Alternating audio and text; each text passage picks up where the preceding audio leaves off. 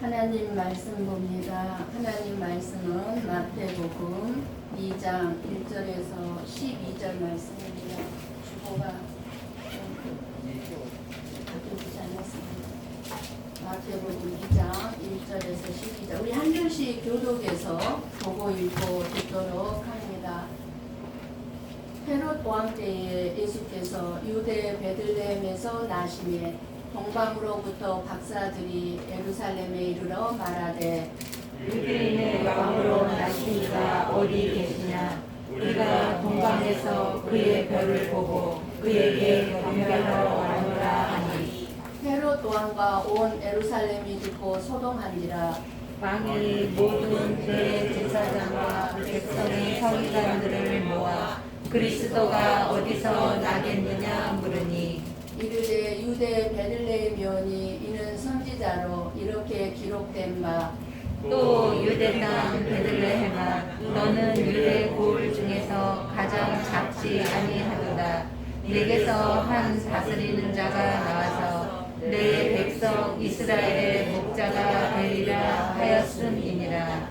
이에 헤롯이 가만히 박사들을 불러 별이 나타난 때를 자세히 묻고 베들레헴으로 보내며 이르되 가서 아기에 대하여 자세히 알아보고 첫거든 내게 보아여 나도 가서 그에게 경배하게 하라. 박사들이 왕의 말을 듣고 갈새 동방에서 보던 그 별이 문득 앞서 인도하여 가다가 아기 있는 곳 위에 머물러 서 있는지라. 그들이 별을 보고 매우 크게 기뻐하더라. 집에 들어가 아기와 그의 어머니 마리아가 함께 있는 것을 보고 엎드려 아기께 경배하고 보배함을 열어 황금과 유황과 몰약을 예물로 드리니라. 그들은 후에 헤롯에게로 돌아가지 말라 지시하심을 받아 다른 길로 고국에 돌아가니라. 아멘. 이 세상에 우리 인간들을 창조한 이래 지금까지 가장 놀라운 소식은 예수 그리스도가 이 땅에 오셨다는 소식이 이 땅의 모든 인류의 가장 최고의 기쁜 소식입니다. 이 세상의 모든 사람들에게 이보다 더 놀랍고 복된 소식은 없을 것이며 그 예수님께서 다시 오신다는 이제 재림의 소식은 오직 예수 그리스도를 믿는 자들에게만 초림의 소식보다 더 놀라운 기쁨의 소식이 될 것입니다. 예수님의 초림의 소식은 모든 인류의 모든 사람들에게 기쁨의 소식이죠. 그러나 이제 곧 우리 앞에 다가오실 예수님의 재림은 모든 사람에게 기쁨의 소식이 아닙니다. 오직 예수 그리스도를 믿는 자들에게만 가장 놀라운 기쁨의 소식이 될 것입니다. 우리는 예수님이 자기 백성을 죄에서 구원하시기 위해서 오셨다는 것을 알고 있고 믿고 있습니다. 그런 자들이기 때문에 오늘 또 아버지 앞에 나와서 하나님의 자기 백성으로서 예배를 드리고 있는 줄 믿습니다. 자기 백성과 자기 백성이 아닌 자를 구별하시는 것이 예수님의 이 땅에 오신 목적입니다. 그래서 누구든지 예수 그리스도를 믿고 요셉과 마리아와 같이 그 예수 그리스도가 나의 삶에 찾아옴으로 내가 수치와 멸시를 당한다 하더라도 예수 그리스도만을 따른다면 예수님이 찾아온 자기 백성이 될 것입니다. 예수님을 믿기 때문에 우리는 수치와 멸시, 즉 쉽게 말씀을 드리면 손해보는 삶을 살게 되고 바보 같은 삶을 산다 할지라도 포기하지 않는 것은 십자가를 따르는 것이고 그리고 그 모습이 바로 예수님의 자기 백성된 모습일 것입니다. 예수님은 헤롯 왕 때에 떡집이라고 하는 베들레헴에서 탄생하셨습니다. 동방의 박사들은 별을 보고 점을 치는 점성술사들이라고 합니다. 이상한 별을 보면서 이제는 인류를 구원하실 왕이 오신다는 것을 구조로 들려오는 그런 이야기들을 들었을 것이기 때문에 이 사실이 믿어졌고, 그래서 이 동방의 박사들은 황금과 유황과 몰약을 예물로 준비해 가지고 길을 떠납니다.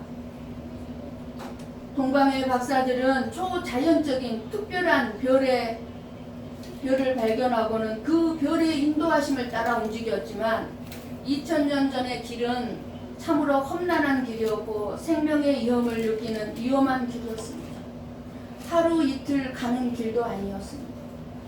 한 달, 두 달 이상 걸리는 그 험난한 길을 그들은 갔습니다. 그런데 사실 바로 이것이 저와 여러분의 예수님을 따르는 믿음의 삶이 그렇다는 것입니다. 저와 여러분 예수님을 믿기 때문에, 정말 예수님 때문에 우리들 또한 천국 가는 그날까지 결코 쉽지 않은 형통한 삶이 아니라 험난한 삶을 살아야만 된다는 것입니다.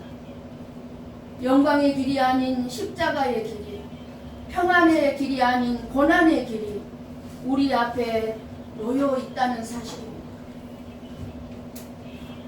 예수님을 잘못 아는 사람들은 예수님만 믿으면 그저 형통한 길인 줄 알지만 아니요. 정반대의 길이 우리 앞에 놓여져 있습니다. 그래도 예수님을 만나기를 사모하고 그 예수님이 찾는, 예수님이 우리를 인도하는 그 길을 가야만 합니다. 그런데 이제 갈수록 직분이 목사이든 장로든 권사든 집사든 고난의 길을 예면하고 오해받는 길, 힘든 길을 예면하고 예수님을 떠나는 사람들이 많이 있고 또 앞으로 더 많을 것입니다.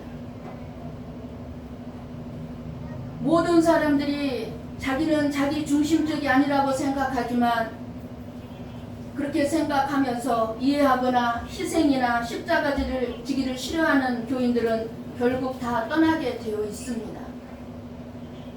나는 진실되게 예수 믿는다고 하면서도, 나는 구원받았다고 확신한다 할지라도 고난의 길을 가고자 하지 않기 때문에 예수 그리스도를 믿는 것을 고추장스럽게 생각하는 교인들이 늘어만 가고 있습니다. 이 마지막 시대에 참으로 심히 안타까운 현실입니다. 동방의 박사들은 구약의 말씀을 정확하게 알지는 못했지만 뭔가 구전으로 알고 있었을 수 있는 그 지식을 가지고 별을 따라 움직이다 보니 예루살렘에 도착합니다.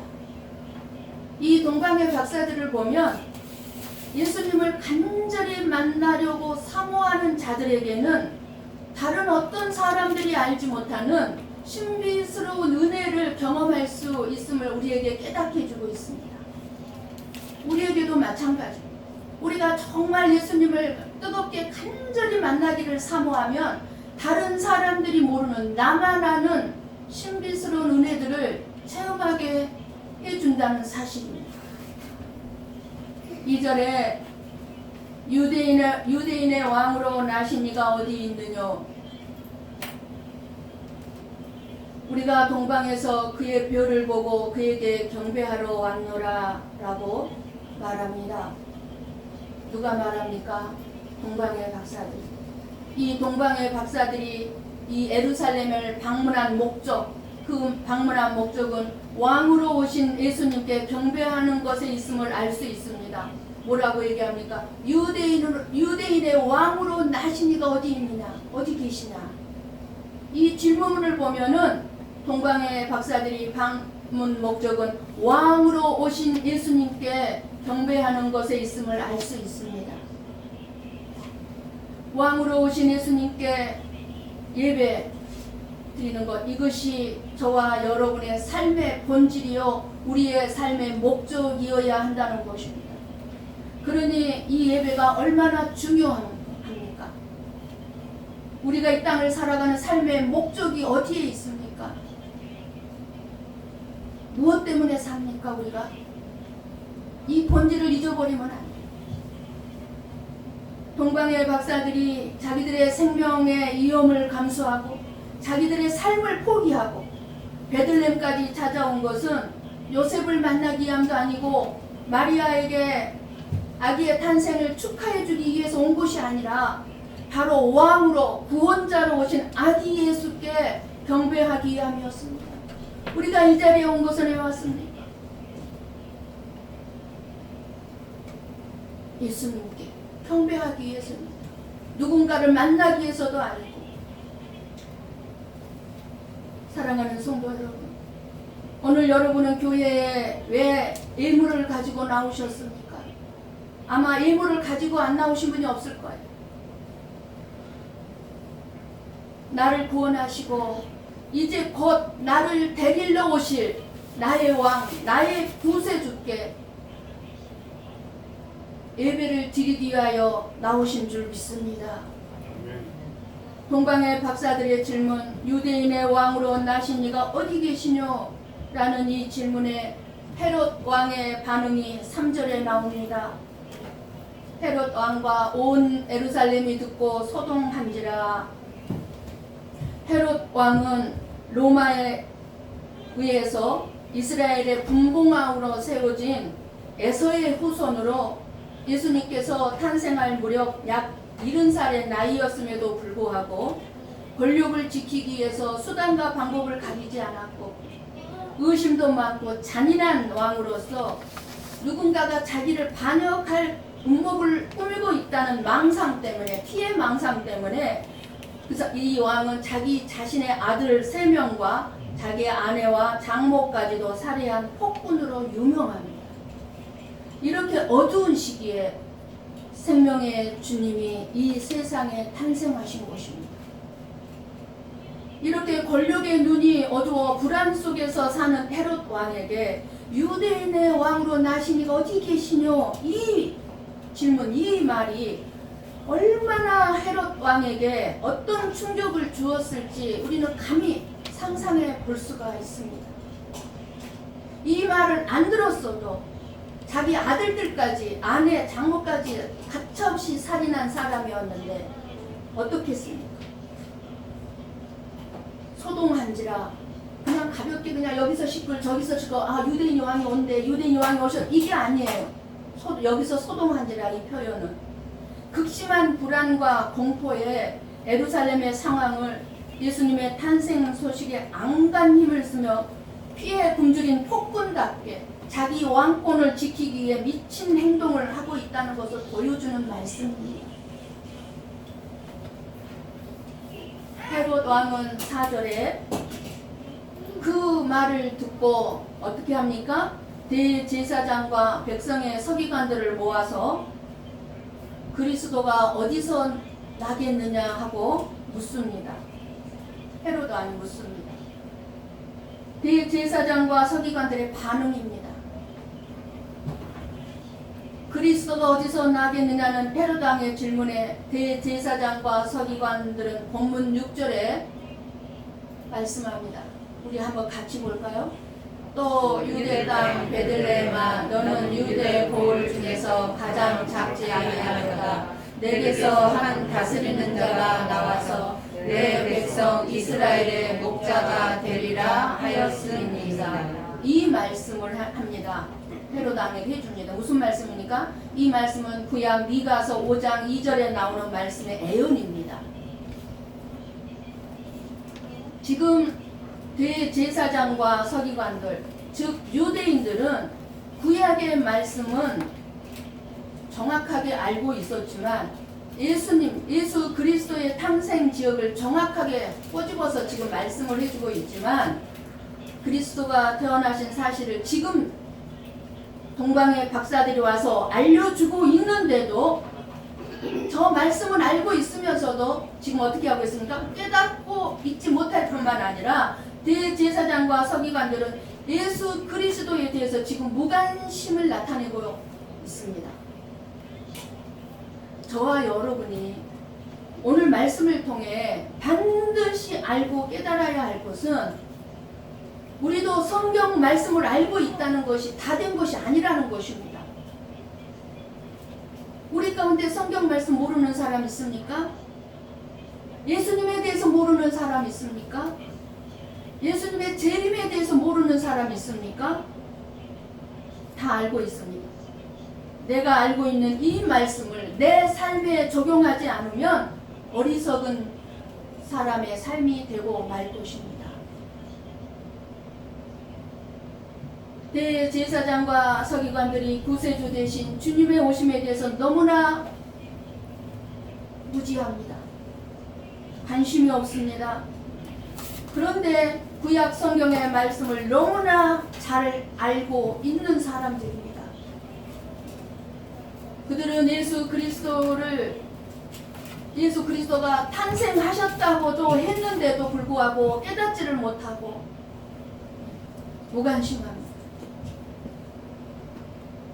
현재도 예수 그리스도의 재림을 선포하고 있고 지금 우리 코앞에 다가왔다고 아무리 외쳐도 깨닫지 못하고 관심이 없는 사람들이 너무나 많습니다.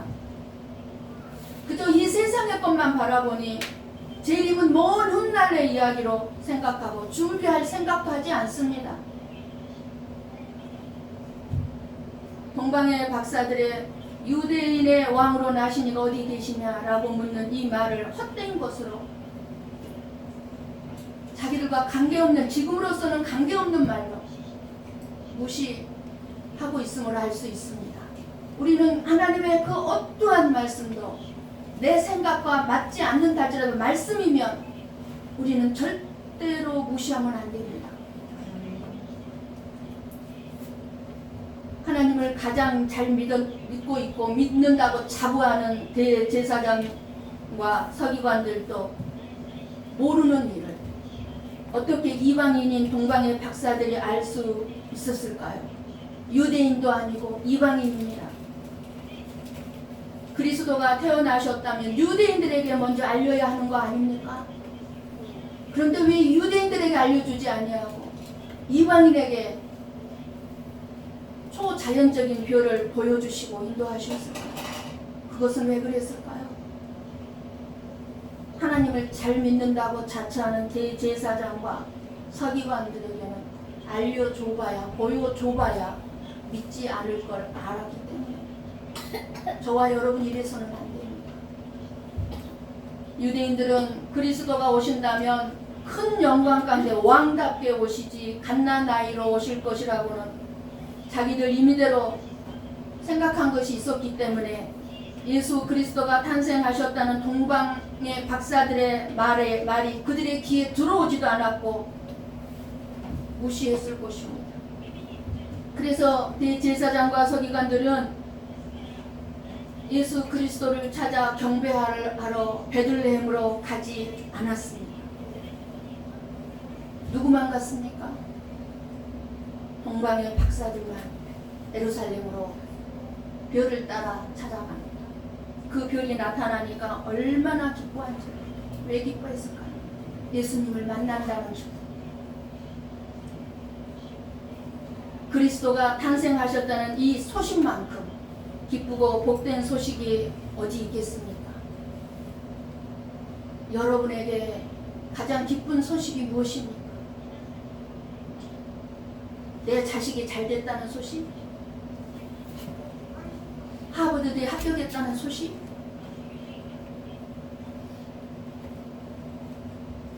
하고자 하는 일들이 이루어졌다는 소식일까요? 아니요. 예수님이 오셨다는 소식만큼 기쁜 소식은 없습니다. 그럼에도 불구하고 대제사장들과 서기관들은 그들이 알고 있는 구약 성경 말씀, 자기들이 그 생각하는 그 지식에 맞지 않는다고 예면해 버립니다. 우리 한번 마태복음 11장 25절 말씀을 보고 읽고 듣습니다. 같이 봅니다. 그때에 예수께서 대답하여 이르시되 천지의 주제이신 아버지여, 이것을 지혜롭고 슬기 있는 자들에게는 숨기시고 어린 아이들에게는 나타내심을 감사하나이다. 아멘. 지혜롭고 슬기 있는 자들에게는 숨기시고, 이게 왜 이 말씀이 무슨 말씀이겠어요? 자칭 지혜롭고 슬기 있는 자들에게는 하나님의 말씀이 숨겨져 있다 그 말이에요. 그러니까 들어도 깨닫지를 못해요. 들어도 다른 사람이 들어야 할 말로 넘겨버려. 내가 들어야 할 말이 아니라. 오늘 우리에게 중요한 것은 우리가 얼마나 말씀을 많이 알고 내가 어떤 직분을 갖고 있느냐가 중요한 것이 아니라 오직 예수 그리스도를 사랑하고 다시 오실 그 예수 그리스도를 간절히 사모하며 기다리고 깨어 있느냐 하는 것입니다. 제사장과 서기관들은 날마다 제사를 드렸지만 그들의 제사는 형식적인 제사에 불과했다는 것을 알 수 있습니다. 오늘날 교회 안에도 형식적으로 예배하는 자들이 없다고 말을 할 수가 없다는 것이 참 슬픈 현실입니다. 예수를 믿은 지 오래되었을지라도 예수는 오래전에 믿었는데도 불구하고 은혜 체험도 없고 예수님을 만난 체험도 없고 아직 눈물로 자기의 죄를 철저하게 통곡하며 회개해본 기억도 없고 경험도 없고 자기의 삶을 들여 헌신해보지도 못하면서 교회에 다녔다는 연수만 자랑하고 습관적으로 교회당만 출입하는 사람들이 교회 안에 쉽게 찾아볼 수 있는 현실입니다. 믿는 것과 사는 것이 분리된 사람입니다. 믿는 것은 그냥 예배만 잠깐 드렸다가 가는 걸로 믿는 걸로 착각하고 교회당 문을 나가면은 완전히 믿음과 관계없는 세상 사람들과 똑같이 살아가는 사람. 입술은 하나님에 대한 지식으로 가득 차 있지만 그저 입술로는 아는 지식에 대해서 말을 하지만 그 사람의 삶을 보면 결코 하나님을 믿지 않습니다. 삶을 봐야 합니다. 말을 들어서 그 사람의 믿음을 아는 것이 아니라 그 사람의 삶을 보므로 그 사람의 믿음을 알 수 있어야 하는 것입니다. 나에게는 왜 축복을 주시지 않는다고 하는 사람들, 지금 나는 아무 염려 근심 없이 잘 살고 있으니까 예수님 때문에 복잡해지고 싶지 않다고 생각하면서 입술은 항상 예수 예수 예수 하지만 삶을 보면 그 중심에는 내가 있고 돈이 있고 세상의 것을 사랑하고 있기에 말씀을 믿는다고 하면서도 실상은 말씀을 거부하고 있는 것입니다. 근데 그것을 몰라요. 대제사장들과 서기관들처럼. 저와 여러분의 현재 모습이 대제사장과 서기관의 모습이 아닌지 성찰해야 할 것입니다. 우리는 대제사장이나 서기관들의 어리석은 태도를 보면서 그리고 동방 박사들의 그 예수님을 만나고자 사모하는 그 태도를 우리는 배워야 할 것입니다. 이방인이었던 동방의 박사들이 어떻게 오실 그리스도를 알게 되었으며 초자연적인 별의 인도를 받고 따라와 예수님의 탄생이 그리스도임을 어떻게 확신하였는지에 대해서는 성경에 나오지 않아서 아무도 알 수가 없습니다. 오직 성경에 나오는 부분은 마태복음에 오늘 본문밖에 없습니다. 동방의 박사들에 대해서. 결국 동방의 박사들은 초자연적인 하나님의 인도하심으로 예루살렘에 도착해서 비록 이방인이었지만 기쁨과 감격에 찬 경배를 아기 예수님께 드릴 수 있었습니다. 경배란 자기를 포기하고 내 생명을 들여 예수 그리스도를 만나는 것입니다. 그러니까 동방의 박사들이 자기들의 생명을 포기하고 그 머나 먼 길, 험난한 길을 예물을 준비해서 예수 그리스도 아기 예수를 만나러 온 것입니다. 저와 여러분에게도 동방의 박사들 같이 예수님께 경배드리기 위해 나를 포기하고 내 생명을 드리며 예배에 임해 본 적이 있으십니까? 동방의 박사들의 경배는 미리 준비한 예물을 드림으로 아무도 경험하지 못한 은혜와 기쁨을 누리는 주인공들이 됩니다. 우리는 받는 것이 축복인 줄 알지만 좁은 사람은 알아요. 주는 것이 얼마나 놀라운 기쁨이요 축복인지. 그래서 내가 나만 가지려고 움츠러들지 않아요. 그저 생기면 베풀고 싶고 생기면 나누고 싶어서. 왜요? 거기에는 기쁨과 놀라운 축복이 있다는 걸 알기 때문에. 이 동방의 박사들은 그 귀한 예물을 준비해서 아기 예수님을 첫 만남의 영광을 누리게 되고, 정말 보잘것없는 마구간에서 태어난 그 초라한 아기 예수님을 위하여 미리 준비한 예물을 드린다는 것이 얼마나 놀라운 영광스러운 일인지, 기쁨인지 여러분 상상이 가고 있습니까? 상상이 가집니까? 이들이 누리는 이 놀라운 영광을, 갓 태어난 아기 예수를 첫 만남, 그 놀라운 은혜를 여러분 뼛속 깊이 살이 떨릴 정도로 느껴집니까? 나의 유익을 따지지 아니하고 손익 계산을 하지 않고, 이러면 나한테 유익일까? 이렇게 하면 나한테 손해가 보지 않을까? 이런 것 따지지 않고 아무 도움도 받을 수 없는 갓 태어난 아기에게, 초라한 마구간에서 태어난 아기에게 경배를 하고 예배를 드리는 이 놀라운 복을 이방인들인 동방의 박사들이 누리고 있습니다. 동방의 박사들은 아기 예수님께 드릴 가장 값진 것을 보호매하며 미리 준비해 놓았습니다. 그것은 황금과 유황과 몰약이었습니다. 예수님께 경배하고 보매함을 열어 황금과 유황과 몰약을 내불려 드렸고,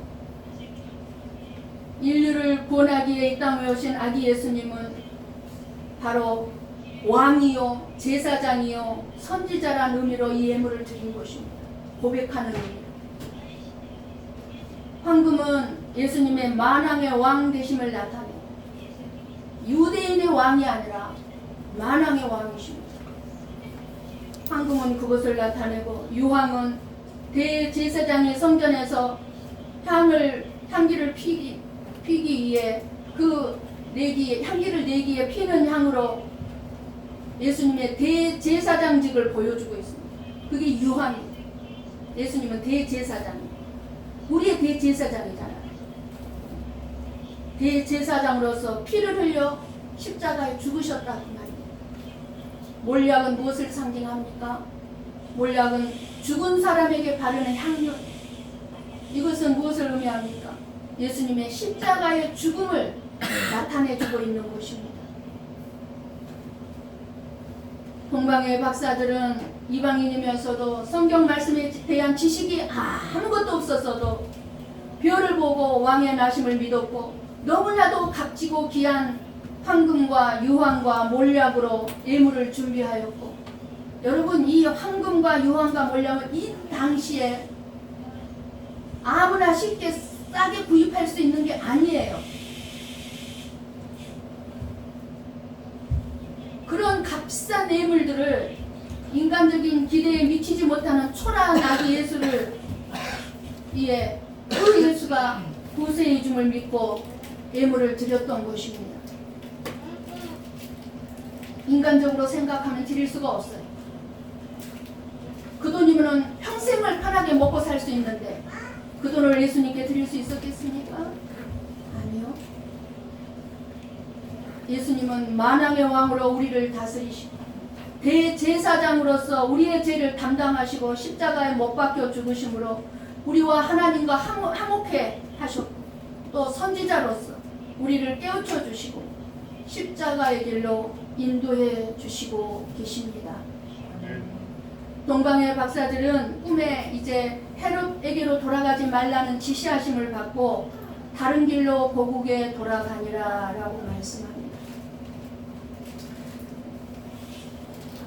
동방의 박사들의 예수님의 첫 성탄의 경배를 드리는 특권을 누리는 주인공이 되어서 이제 고국에 돌아갑니다. 그렇게 아기 예수님께 경배를 드리고 구세주를 만난 동방의 박사들은 지금까지 걸어왔던 길을 버리고 말씀에 순종함으로 새로운 길을 갑니다. 예수님을 만난 자들은 변화된 삶의 길을 살아가게 되어 있습니다. 생명을 살리는 길이 있습니다. 예수님을 만난 자들은 진리의 길, 생명의 길, 순종의 길로 나아가야 합니다. 우리가 살아가다 보면 우리 마음속에 헤롯의 거짓된 음성이 들려올 때가 있을 것입니다. 8절을 열어주십시오. 뭐라고 얘기합니까? 헤롯이 동방의 박사들을 베들레헴으로 보내 같이 봅니다. 베들레헴으로 보내며 이르되 가서 아기에 대하여 자세히 알아보고 찾거든 내게 보하여 나도 가서 그에게 경배하게 하라. 아멘. 이 말씀대로 경배하기 위해서 찾거든 자기한테 알려달라고 그랬습니까? 거짓된 말이죠. 우리에게도 이렇게 거짓된 음성이 이런 말처럼 우리에게 들려올 때가 있습니다. 그러나 우리는 헤롯에게로 돌아가면 안 됩니다. 거짓된 음성을 듣고 그 말을 따라가면 안 됩니다. 그 길은 사망의 길이요 멸망의 길입니다. 하나님께서 우리에게 지시해 주시는 길로만 가야 합니다. 하나님의 말씀이 뭐라고 기록되어져 있는지, 하나님의 말씀이 뭐라고 말씀하시는지 분별할 수 있어서 그 길로만 우리는 따라가야 합니다. 오늘 저와 여러분이 죽는다면 무엇이 우리의 죽음을 가치 있게 해줄 수 있을까요?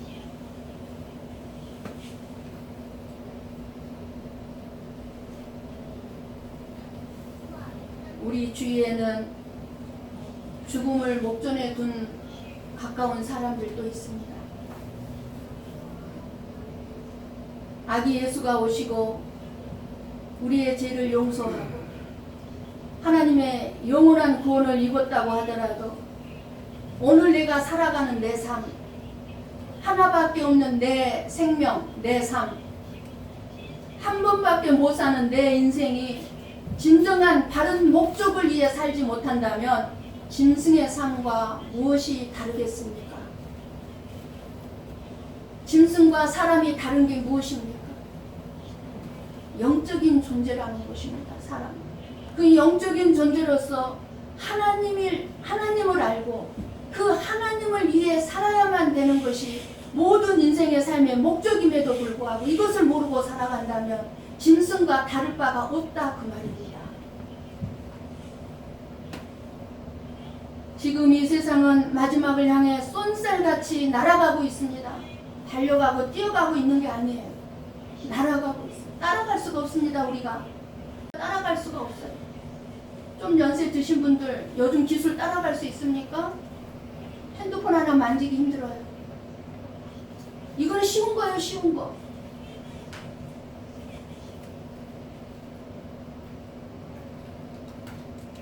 대제사장과 서기관들과 같이 어리석은 자들이 되지 말고 말씀을 알고 있는 이들과 같이 말씀만 하는 저와 여러분이 되지 말고 동방의 박사들처럼 깨어 있으면서 예수님 만나기를 간절히 사모해야 될 것입니다. 인류를 구원하기 위해 오신 하나님의 아들 우리의 왕께 경배하는 것이 우리의 인생에 해야 할 가장 중요한 삶의 이유요 목적이어야 합니다. 눈에 보이는 이 세상에서 잘 먹고 잘 사는 것이 복된 인생이 아닙니다. 내가 오늘 죽는다 할지라도 내 죽음이 부끄럽지 않고 내 죽음이 두렵지 않도록 오직 예수 그리스도를 뜨겁게 만남으로 내 인생의 목적을 이루었다고 주님 앞에 말할 수 있어야 합니다. 예수님을 나의 왕, 나의 주님으로 경배할 때 주님의 영광을 나타나게 되고 주님의 진정한 위로와 평강이 넘치기를 다시 오실 우리 주 예수 그리스도의 이름으로 간절히 축원합니다. 아멘. 기도하십시다.